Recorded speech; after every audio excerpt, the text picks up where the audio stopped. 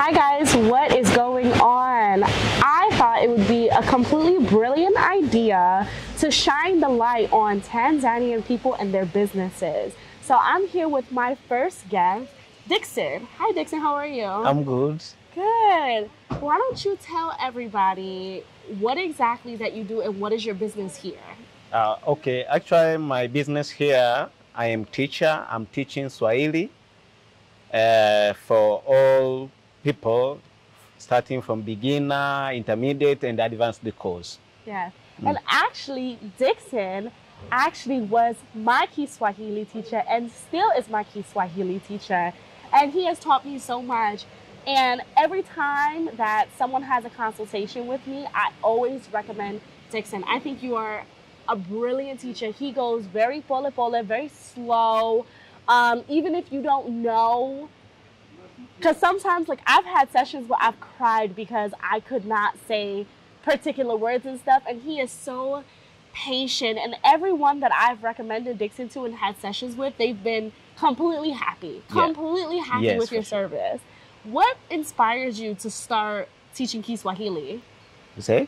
What inspired you to start teaching Kiswahili? Actually, I started to teach this language about now 9 years ago. Wow. And I am started to teach I was being employed with the language school there in Morogoro. And actually at that time I was happy because I get experience and teaching people from outside, and I meet so many people from different nations. So I'm happy with it. And could you tell us a little bit about Kiswahili and why it's so important here in Tanzania and why people should learn the language before they come here to Tanzania? Swahili language here in Tanzania is our official language, and also is our national language, and most people are speaking Swahili. About now, I can say 95% people are speaking Swahili. Everyone is knowing Swahili. So when you are being here in Tanzania, to feel comfortable, you need to communicate with people. Right. And the only language which will help you to communicate with people is the Swahili language. Right. And it has been spoken widely. Everyone, almost everyone in town especially, everyone knows Swahili, so no doubt on it. Yeah.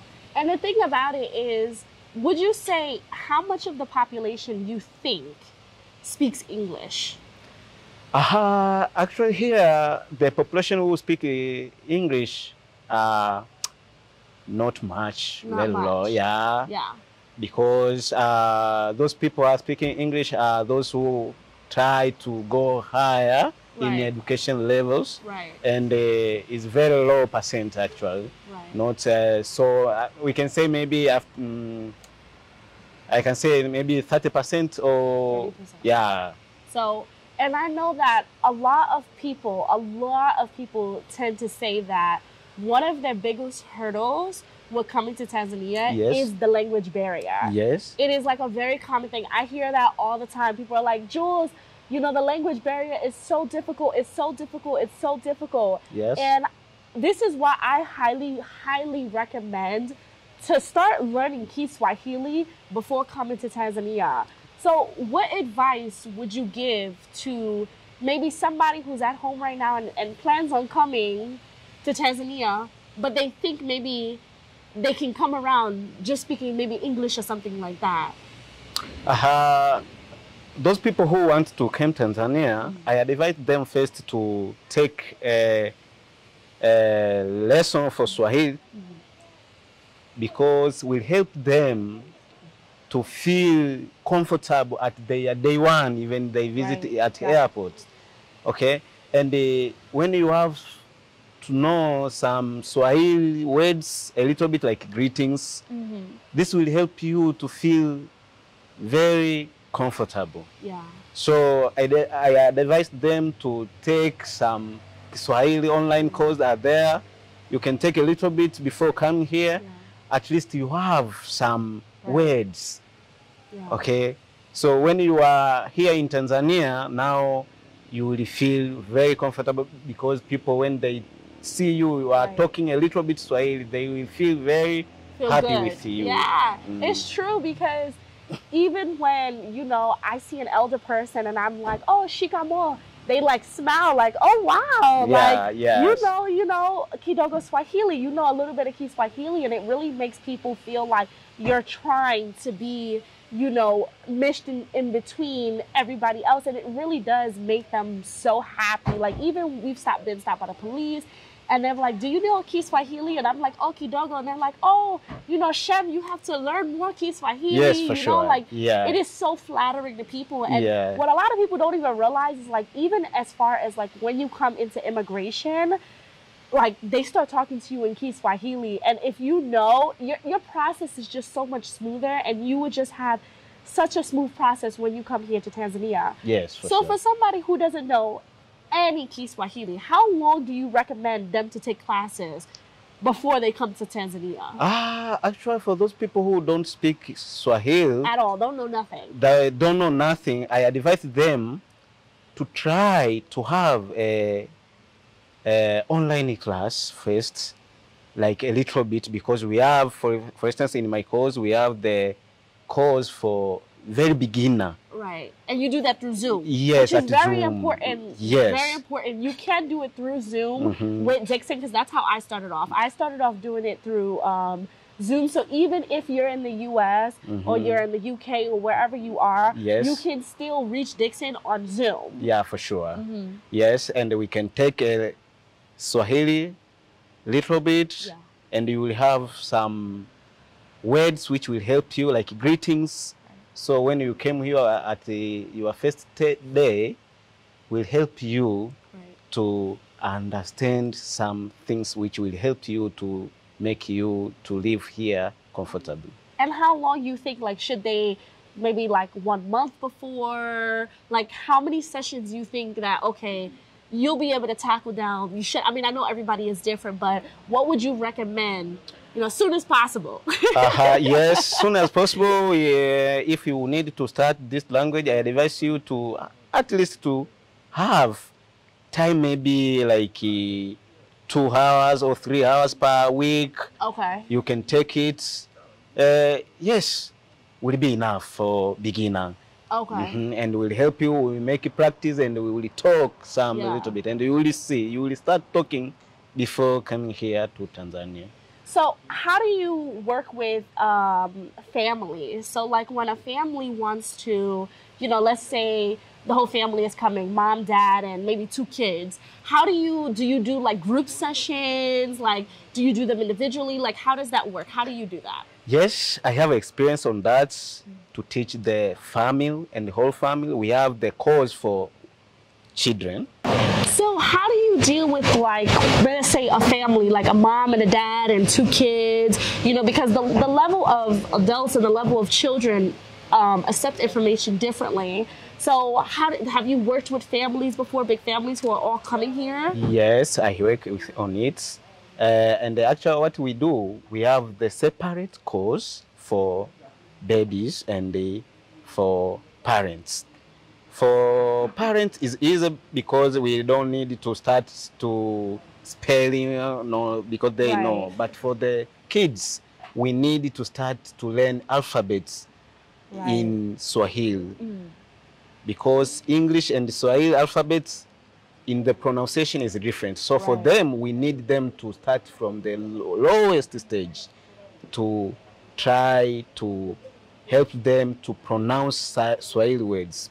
For elders, it's easy for them because they know how to read it, and they will be easy for them. We just start direct to the book, then they will be clear like that. But also, if the kids are aged like 10 years and above, we can also combine together as a group, and we can do class very slowly together with them, and they will get some Swahili, which will help them to survive here in Tanzania. So you do group sessions. So you do Yes, group I do. sessions, individual sessions, yes, couple sessions, Yes. or anything like that. Yes, for From sure. beginner, intermediate, and advanced. Yes, for you sure. can completely teach somebody Kiswahili. Yeah. Which I think is really important. Do you do other language besides Kiswahili? Kiswahili to English? Sometimes I teach English to the native here. Sometimes people ask me to help them with English because also I know a basic of English, so I can teach them. But my real professions is for foreign Swahili to teach Swahili. them. Yeah, for sure. So if somebody's watching this video and they want to reach out to you and say, hey, Dickson, I want to start my classes, where can they reach you? They can reach me through my email or my WhatsApp number. Okay. Yes. Do you want to just let everybody know what that is?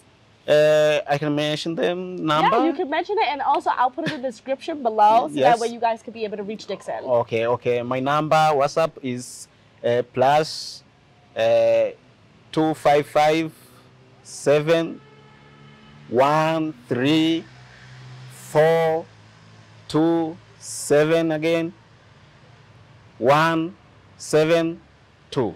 This is my WhatsApp number. Okay. You can reach me there. And also I have my email, Dickson Zablon 93 at gmail.com. Okay, so I will also put that in the description below so that way you guys can be able to reach out to Dickson. I highly recommend Dickson. I have used him myself and I continue to do so because I am definitely not advanced level at Kiswahili. And it's such a beautiful language. Yeah, for sure. And it's very different than English, and I think that's where I kind of have like the trouble. Yeah. So, to end this video, why don't we do just a little bit of introductions? Yeah. Let's do some Kiswahili. Yes. Why not? All right, so come on, let's start off. Okay. So somebody who comes and they don't know anything, let's start off with Mambo. So actually what we need to know before anything in Swahili, before talking, we need to greet each other first. Right. And we have so many kind of greetings here. We have slang, we have official greetings. And for us, we can use like a slang, like mambo. How will you play? Or VP. Mambo VP. Why is greeting so important here in Tanzania?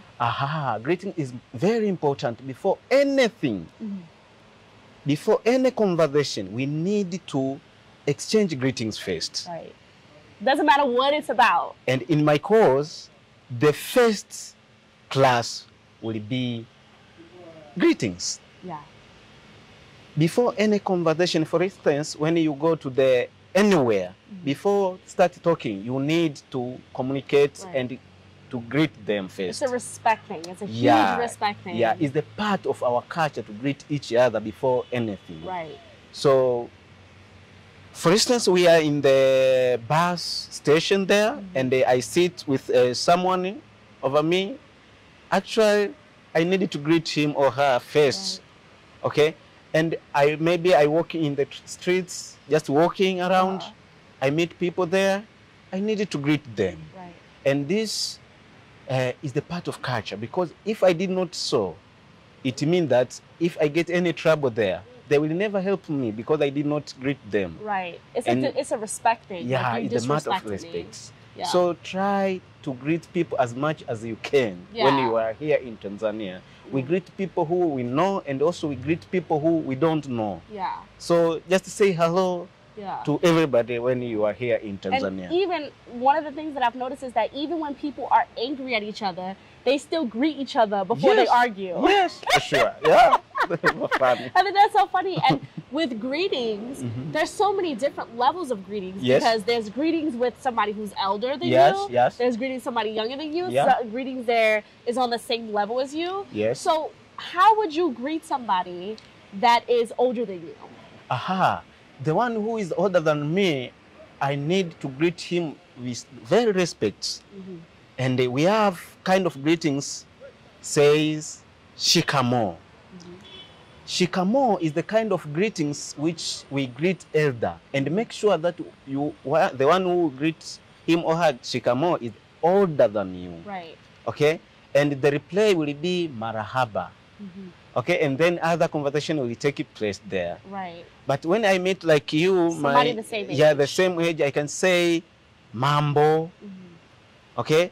And also mambo is a kind of greetings which is be careful with it because sometimes it's not polite to greet someone mambo. Right. So make sure you are the one who greets mambo, you know very well, maybe you are a friend. Right. Okay? Otherwise, you can use formal greetings like habari. Habari. Yep. So, and the habari, if it's morning, if it is afternoon, and if it is evening, is different. Right. You may say habari za asubuhi if it is morning, and habari za mchana if it is afternoon, and habari za jioni if it is evening. Yes. And the reply will be nzuri. And always, whatever you hear, the word habari reply is nzuri. Nzuri means good. Remember, in Swahili, we don't have bad news. Right. Okay? Yes. Very true. Yeah, for sure. And what about, how would you greet? Is there a greeting for somebody who's younger than you? Would you still say habari? I would just say habari or mambo. Yes. Okay. Yeah. And then what about some slang between people that you know, like some of the same age? There are so many slang, and it depends much on the place where you live. Okay, we have mambo vip. It's very common. Where this is countrywide. It's like what's up? Yeah, it's like what's up. What's up? Yes. And mambo vip, the reply is poa. Poa. Okay. We have mzima. Mzima, are you well? Okay. Or kwema. Also is the kind of greetings. And when you are here in Arusha, it's common to hear people say niaje, niaje, niaje bro. So all these are slangs. So be careful. Be very careful when you can't greet your boss mambo vip. You can't greet your dad, your mom mambo. No, thank you. Yes. So as you can see, the Kiswahili language is very complex, and there's so much information that you need to know. And again, guys, I highly recommend Dickson. 100% Tanzanian Black-owned business. Definitely 100%. Y'all support him, okay? Book a consultation and do your Kiswahili. Get your classes on and be prepared for coming out here. That is definitely a #1 step with the journey of trying to come out here in Tanzania. What other countries in Africa that you know of also speaks Kiswahili? For now, almost East Africa, all countries are speaking Swahili. Okay. So even if you're going to Kenya, they can still book you. Yes, for sure. Yeah, learn your Kiswahili. Yeah, learn Swahili as much as you can when you want to visit Tanzania or East Africa in general. East Africa in general. And also in my class, I offer you like a bonus because I will teach you also some culture.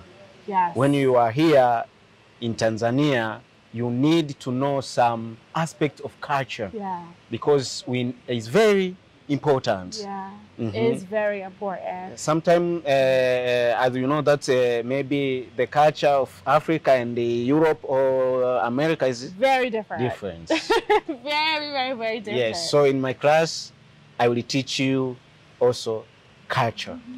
Thank you so much, Dickson, for coming out here, shooting this video, letting you guys know. You know, I'm going to continue shining the light on Tanzanian business owners, so that way you guys can get this information, so that way when you guys come out here, your process can be smooth. But also, we want to support young brothers like this who is out here doing the thing. Thank you so much, and I hope you enjoyed this interview. Thank you very much. Thank you.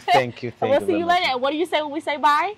Kwaheri. Kwaheri.